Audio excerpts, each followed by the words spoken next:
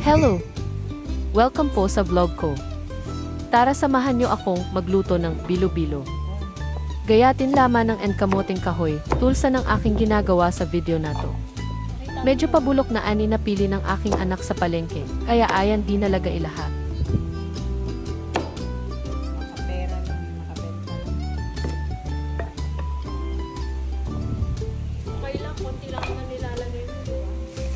Isunod gayatin ang sabang saging. Ganitong hiwa po ang aking gusto, pero depende naman po sa inyo kung anong hiwa ang gusto nyo.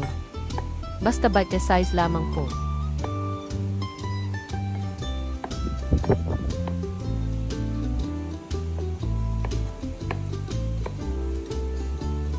Next ay ang kamoting yellow. Napakaganda naman po netong kamoting yellow, kabaliktaran ng kamoting kahoy kanina.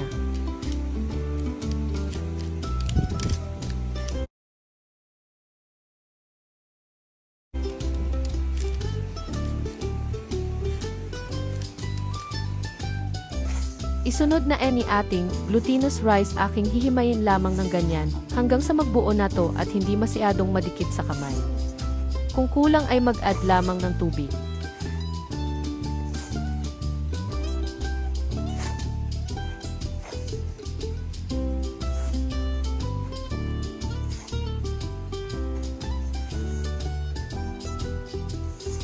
Pagkatapos ay bilo-bilogin na ito. Ito raw ang paborito ng mag-anak ko sa bilo-bilo.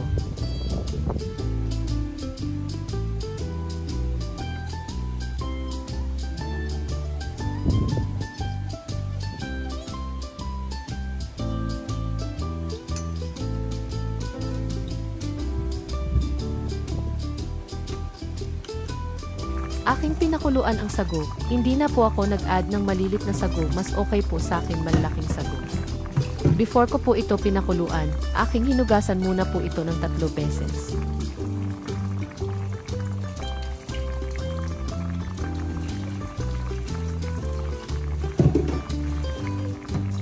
Magpakulo lamang tayo ng katas ng gata. Ito po ay binili sa palengke kaya fresh na fresh po ito. Mas masarap po talaga kapag fresh and ginamit, no added preservatives mga kananay. Ayan, kapag ganyan na po at kumulo na pwede na ilagay ang kamot kahoy. Ito po kasi ang pinakamahirap maluto, kaya ito po ang unahin natin.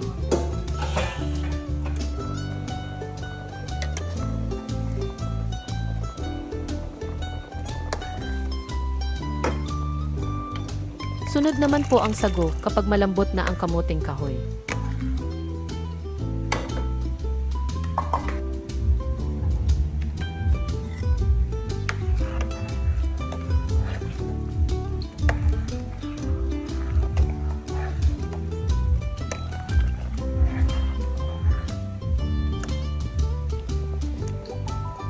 Pwede nang ilagay ang binilog nating glutinous rice.